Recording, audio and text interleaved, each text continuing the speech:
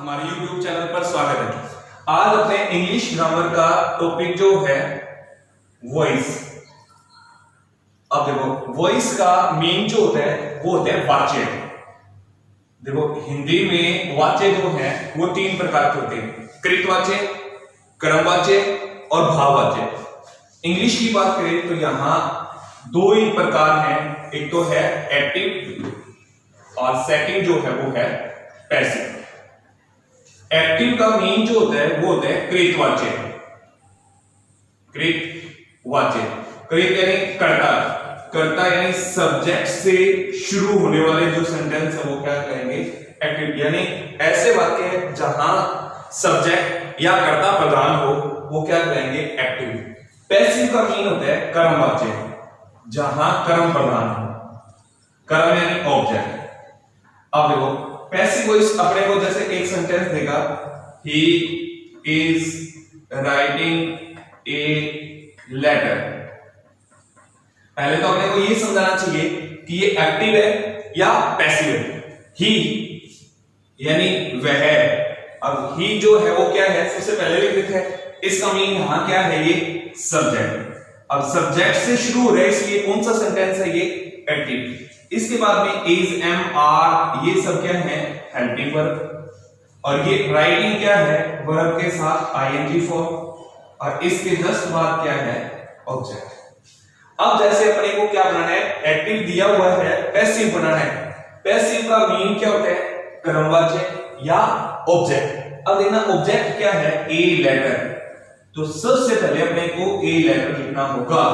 क्यों लिखना होगा, क्योंकि पैसिव वॉइस बनानी है तो पैसिव का मतलब ही क्या है कर्मवाच्य, चाहे अपने क्या कहें ऑब्जेक्ट। तो ऑब्जेक्ट को उठा के अपने को क्या लाना होता है, सबसे पहले लाना होता है। सेकंड नंबर रूल इसमें अपने को क्या ध्यान रखना होता है कि टेंस चेंज नहीं करना, टेंस चेंज नहीं करना। अब जैसे प्रेजेंट है, वर्ब की फर्स्ट फॉर्म के साथ एस या ईएस है, तो अपने को ये बात जरूर ध्यान रखनी है कि प्रेजेंट में ही इसको चेंज करना है। वर्ब की फर्स्ट फॉर्म या एस या ईएस आ जाए तो अपने को किस में चेंज करना होगा, इज, एम, आर और वर्ब की थर्ड फॉर्म। ऐसे ही यदि इज, एम, आर वर्ब की आईएनजी फॉर्म आ जाए तो फिर अपने को इज, एम, आर का तो क्या लेना होगा इज, एम, आई। आईएनजी वाली जो है वो उसको ऐसे बीइंग और प्लस वर्ब की थर्ड फॉर्म। देखना वर्ब की फर्स्ट फॉर्म या वर्ब की फर्स्ट फॉर्म के साथ एस या ईएस आ जाए तो चेंज किस में होता है इज, एम, आर वर्ब की थर्ड फॉर्म में। इज, एम, आर के साथ आईएनजी फॉर्म आ जाए तो चेंज किस में होगा is, am, are being verb की थर्ड फॉर्म में। ऐसे ही वर्ब की सेकंड फॉर्म आ जाए तो चेंज किस में होगा वाज, वर वर्ब की थर्ड फॉर्म। ऐसे ही वाज, वर वर्ब की आईएनजी फॉर्म आ जाए तो वाज वर्ब का क्या लगाना है अपने को वाज वर्ब, और ये आईएनजी किसके साथ अटैच कर देंगे बी के साथ, बी और वर्ब की थर्ड फॉर्म। ऐसे ही यदि आ जाए हैज, हैव और हैड, इनके साथ हमेशा ही वर्ब की थर्ड फॉर्म गिवन होती है। अब चेंज किसमें करना है, हैज है तो अपने को तो क्या लगाना है हैज है का हैज है, क्योंकि टेंस चेंज नहीं होता है, हैड है तो हैड ही। अब बीच में अपने को क्या लगाना होगा बीइंग और वर्ब की थर्ड फॉर्म। और 6 नंबर पे अपने को ये ध्यान रखना है कि मॉडल्स आ जाए, इनके साथ हमेशा वर्ब की फर्स्ट फॉर्म आती है और अपने को मॉडल का तो मॉडल वैसे ही लगाना होता है, बी अटैच करके वर्ब की क्या लगानी होती है थर्ड फॉर्म।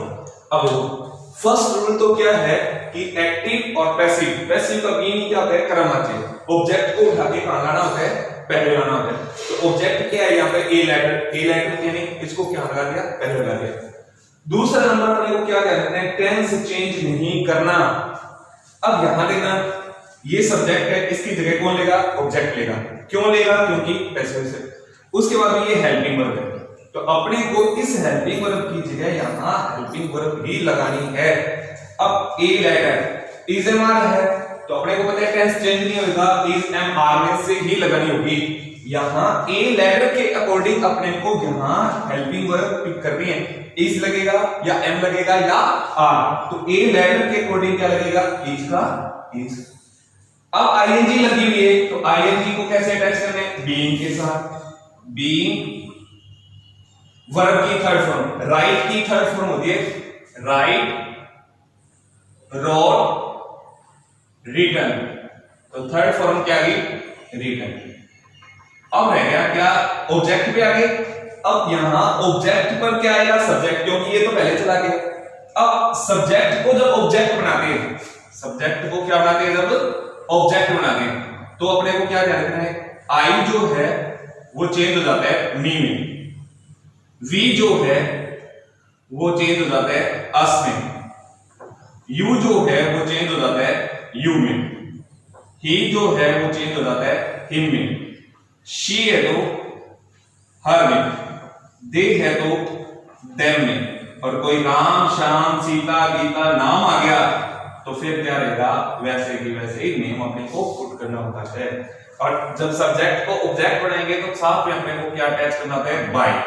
तो यहां बाय, फिर सब्जेक्ट देखना क्या है, ही। अब सब्जेक्ट को ऑब्जेक्ट बनाना है तो सब्जेक्ट है ही, उसको ऑब्जेक्ट कन्वर्ट करना है तो क्या बनेगा, हिम। तो बाय, यहां क्या लगाएंगे अपने, हिम।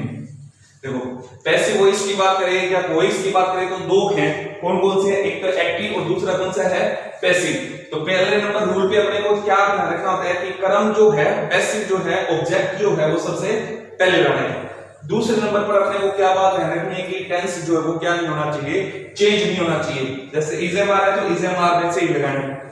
फिर उसके बाद में आईएनजी फॉर्म लगी हुई तो अपने को क्या लगाना है, बीइंग लगाना है, वो बीइंग लगा दिया और वर्ब की थर्ड फॉर्म लगा दी। अब देखो सब्जेक्ट को ऑब्जेक्ट बनाते वक्त अपने को बाय के साथ उसको कनेक्ट करना होता है। यहां ही है तो ही चेंज किसमें हो गया, हिम में।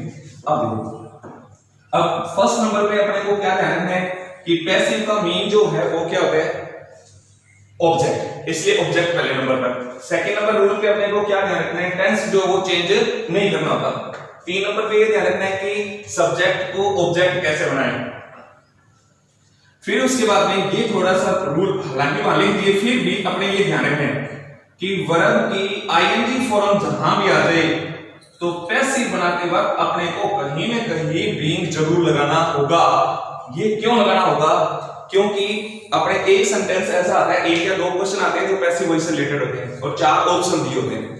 यदि जैसे वर्ब की आईएनजी वाला कोई एग्जांपल आ गया करने के लिए तो चार ऑप्शन में से एक ऑप्शन तो ऐसा होगा जहां पैसिव वॉइस में बीइंग नहीं लगा होगा।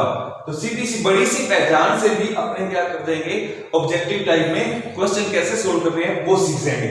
तो लास्ट में अपने इस टॉपिक के आपको एग्जैक्ट जो है ऑब्जेक्टिव टाइप कैसे करने होंगे वो सारा एक्सप्लेन कर देंगे। तो इसलिए अपने को यहां भी रूल नंबर 4 पे क्या ध्यान है कि वर्ब की आईएनजी कहीं भी लगी हुई है तो पैसिव बनाते वक्त अपने को क्या बनाना होगा, बीइंग बनाना होगा।